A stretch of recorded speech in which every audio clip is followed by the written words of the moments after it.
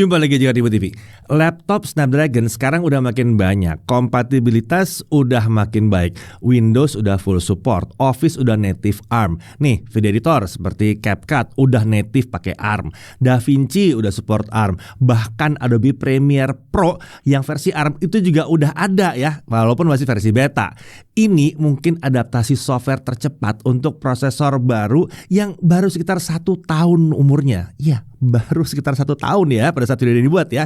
Dan ini memperlihatkan keseriusan Qualcomm beserta ekosistem software lainnya dalam menyediakan sebanyak mungkin dan secepat mungkin aplikasi native untuk prosesor Snapdragon X Series. Nah, sekarang kita masuk dalam masalah sesungguhnya. Apakah benar laptop Snapdragon itu irit baterai? Apakah benar performanya konsisten mau dicolok atau nggak dicolok ke listrik? Nah, kami akan pakai data ya menjawabnya ya, bukan pakai katanya, bukan. Data-data ini kami yang buat dan udah pernah dipublikasikan sebelumnya, tapi mungkin kalian belum pernah mencoba untuk membuat kompilasinya ya. Nah, nanti kami akan juga tambahin data pengujian lagi dan sekalian ngasih lihat kemampuan offline AI-nya laptop Snapdragon. Intinya, video ini bukan katanya, ini datanya, ini faktanya.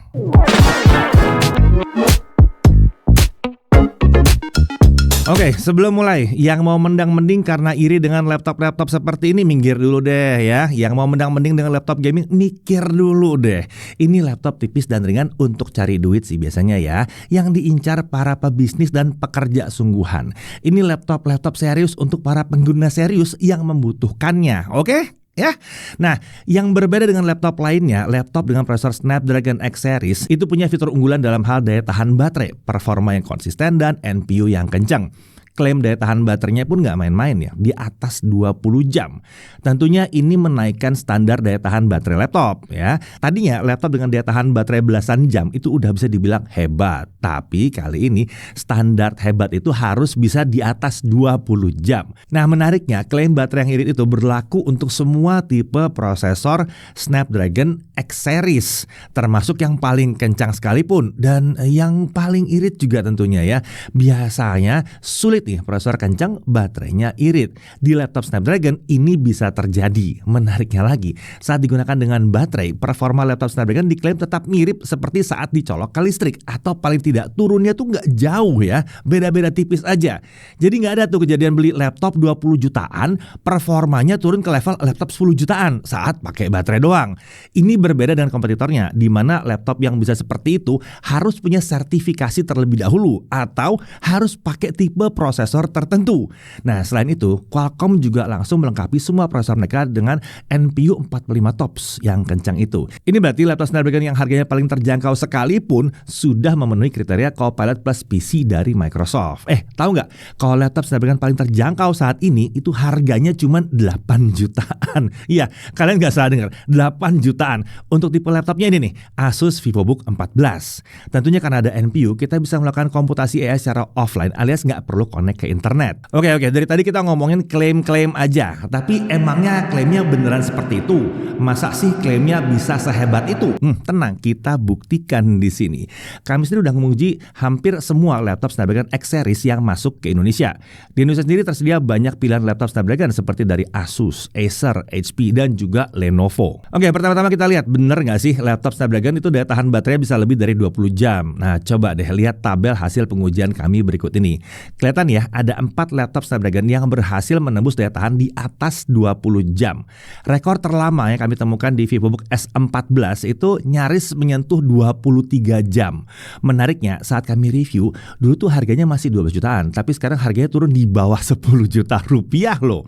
Ini menarik banget, karena sulit menemukan laptop di bawah 10 juta rupiah yang baterainya bisa di atas 20 jam. Lalu, Yoga Slim 7X yang pakai Snapdragon X Elite, ini varian yang paling kencangnya ya, baterainya juga irit, nyaris 22 jam. Padahal dia pakai prosesor high performance yang kencang. Jadi kelihatan ya, performa kencang nggak perlu boros baterainya. Selain itu ada juga Omnibook X14 dan IdeaPad Slim 5X yang baterainya juga bisa tembus di atas 20 jam. Menariknya, IdeaPad Slim 5X itu harga terjangkau juga loh sebetulnya ya. Ini di 13 jutaan. Nah, di pengujian kami memang ada laptop Snapdragon yang belum bisa tembus di atas 20 jam. Salah satunya adalah ZenBook A14 yang bertahan di 17 jam. Nah, kan Bisa tuh di bawah 20 jam tuh ternyata tuh ya gimana tuh? Tenang, ini ada sebabnya sebetulnya. Ini karena ZenBook A14 itu baterainya tuh kecil, cuma 48 watt hour. Ini beda dengan tipe lainnya yang kapasitas baterainya di atas 55 watt hour. Bahkan yang tadi itu ada yang 70 watt hour. Tapi sebenarnya itu udah tergolong hebat loh, karena bisa tembus di atas 15 jam dengan baterai yang kecil gitu. Itu udah luar biasa. Dan uniknya, karena pakai baterai yang seperti tadi itu yang kecil itu ya, bobot ZenBook A14 bisa dipangkas jadi sangat ringan. Bukan hanya di bawah 1 kilo, tapi di bawah 900 gram. Selain itu ada juga VivoBook S15 yang daya tahan baterai itu 16 jam 40 menit di pengujian kami. Ya hasil pengujian kami sebenarnya nggak jauh dari klaimnya yang 18 jam ya. Tapi kenapa nggak bisa nyampe 20 jam? Sepertinya ini disebabkan oleh setting TDP prosesor yang tinggi di 45 watt. Ini settingannya datangnya dari produsen laptopnya sih sebetulnya ya. Bukan sarannya Snapdragon kayaknya nih ataupun sarannya Qualcomm nih ya. Apalagi dia juga pakai layar 15,6 inci yang besar. Jadi baterainya nggak bisa seirit laptop lain yang layarnya 14 inci. Lalu ada juga namanya ProArt PZ13. Detachable laptop ini bertahan selama 18 jam di pengujian kami. Ini sebenarnya masih bisa dimaklumi karena cuma berbeda sedikit dibanding klaimnya yang 21 jam. Lagi pula ProArt PZ13 itu datang kami tidak lama setelah peluncurannya atau bahkan tidak lama setelah peluncuran prosesornya sebetulnya ya. Jadi rasanya pada saat itu masih belum optimal softwarenya. Sayangnya saat ini kami udah nggak pegang lagi yang saat itu, jadi kita tidak bisa tes ulang dengan update terkini. Jadi kalau lihat dari hasil pengujian kami, semua laptop Snapdragon yang baru-baru itu baterainya super irit.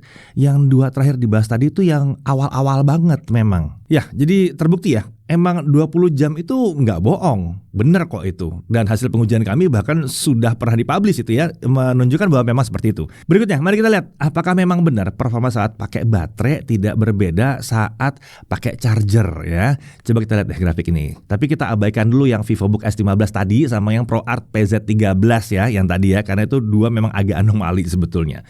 Kalau melihat uji Cinebench 2024 versi ARM, bahkan Cinebench aja versi ARM ya, performa laptop Snapdragon saat pakai baterai memang ada penurunan, tapi sangat kecil sekali. Bahkan pada VivoBook S14, penurunannya bisa diabaikan, cuma sekitar 0,2% saja.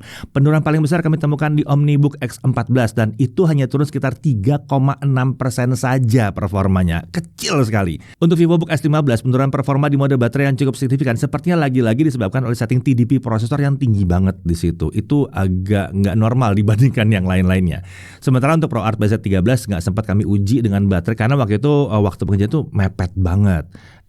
Tunggu. Tadi itu kan pakai aplikasi Cinebench ya. Nah kita kan nggak pakai Cinebench buat aktivitas sehari-hari. Kalau di aplikasi beneran gimana? Tenang, kita uji juga kok pakai Premiere Pro 2025. Ini Premiere versi emulasi ya. Ini belum yang native karena masih versi beta kalau untuk native.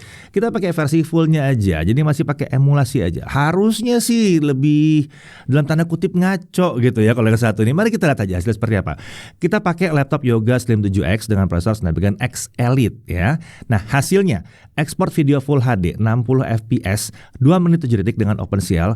Kalau pakai charger itu 2 menit 5 detik. Kalau tanpa charger ya atau pakai baterai aja itu 2 menit 15 detik. Tipis banget kan bedanya ya. Berikutnya kita pakai CapCut dengan video yang sama ya. Kalau pakai charger 1 menit 5 detik. Kalau pakai baterai aja 1 menit 5 detik juga. Ternyata hasilnya sama persis bahkan di sini ya. Mungkin karena kalau CapCut ini udah support native ARM ya. Nah, tadi itu kan laptop yang harganya belasan juta rupiah. Kalau VivoBook 14 yang harganya 8 jutaan gimana? Nah, kita langsung lihat di sini ya. Cinebench 2024. Kalau kita pasang chargernya dia di 711 poin. Kalau kita pakai baterai aja ya, alias nggak pakai charger itu di 708 poin. Nah, kan tipis banget bedanya ya. Lah, sekarang kita coba Premiere Pro 2025. Kalau kita pakai charger itu hasilnya selesai dalam waktu 3 menit 30 detik. Kalau tanpa charger 3 menit 33 detik. Tuh, tipis banget bedanya. Kalau pakai CapCut bagaimana? Pakai charger 1 menit 40 detik, tanpa charger itu 1 menit 40 detik juga. Jadi lagi-lagi sama ya kalau pakai CapCut ya. Jadi terbukti ya, performa laptop-laptop yang pakai Snapdragon ini dicolok ke charger atau tidak itu mirip-mirip aja. Dan kondisi itu berlaku baik untuk laptop yang kelas premium prosesornya maupun yang kelas harganya terjangkau. Oke, tadi udah lihat ya bagaimana daya tahan baterainya dan performanya saat nggak pakai charger kalau dibandingkan dengan saat pakai charger ya. Sekarang kita lihat ke NPU-nya ya, Neural Processing Unit atau prosesor AI-nya lah ya. Pertama-tama kita coba cek dulu klaim Qualcomm bahwa semua prosesor Snapdragon itu punya kemampuan NPU 45 TOPS. Ini kita bicara yang untuk laptop ya. Nah, kita coba jalanin pengujian AI Image Generation Benchmark dengan Stable Diffusion di aplikasi UL Procyon. Hasilnya, prosesor Snapdragon X Elite di Yoga Slim 7X itu membutuhkan waktu 12,15 detik untuk menghasilkan gambar 512 x 512 pixel. Sementara prosesor Snapdragon X yang polos ya di VivoBook 14 itu membutuhkan waktu 12,1 detik di pengujian yang sama. Hampir nggak ada bedanya nih. Jadi terbukti ya kalau kemampuan NPU-nya sangat-sangat mirip baik untuk tipe yang paling kencang maupun yang paling terjangkau. Terus bisa dipakai apa aja sih NPU di laptop Snapdragon ini? Salah satunya kita bisa pakai untuk video call atau online meeting. NPU bisa mengambil alih komputasi dari fitur Windows Studio Effect dari CPU atau GPU, jadi baterainya bisa lebih irit. Menariknya, meskipun fitur ini juga bisa jalan di laptop selain yang pakai Snapdragon, tapi hasil implementasinya yang berbeda. Bisa dilihat nih, kalau di laptop selain Snapdragon hanya 3 fitur Windows Studio Effect yang aktif. Sementara di laptop Snapdragon ada 5 fitur yang aktif, jadi lebih komplit di sini. Selain itu dengan NPU 45 TOPS, laptop jadi bisa menjalankan fitur-fitur Copilot Plus PC seperti Live Caption, Co-Creator, dan Recall juga bisa. Tahu kan kalau fitur ini biasanya cuma ada di laptop yang belasan juta rupiah, bahkan yang lebih biasanya ya. Tapi sekarang bisa ada di laptop 8 jutaan berkat pakai Snapdragon X Series ya. Nah, kita langsung aja coba nih fitur Co-Creator yang ada di aplikasi Paint. Pertama-tama kita gambar dulu objek yang ingin kita buat. Nggak perlu dibuat detail, cukup sketsa kasarnya aja. Kemudian kita input prompt atau teks untuk membuat gambar tadi jadi lebih realistis. Nah, gambar yang kita inginkan akhirnya jadi seperti ini. Gimana? Keren nggak tuh? Ya, bisa dilihat juga nih NPU-nya kepake saat kita pakai Co-Creator-nya. Tentunya kita juga bisa menggunakan NPU untuk hal lain seperti editing video dengan DaVinci Resolve. Misalnya kita mau ngilangin gambar latar video seperti ini nih. Biasanya kita harus melakukan seleksi objek secara manual, tapi tenang, di sini ada fitur Magic Mask.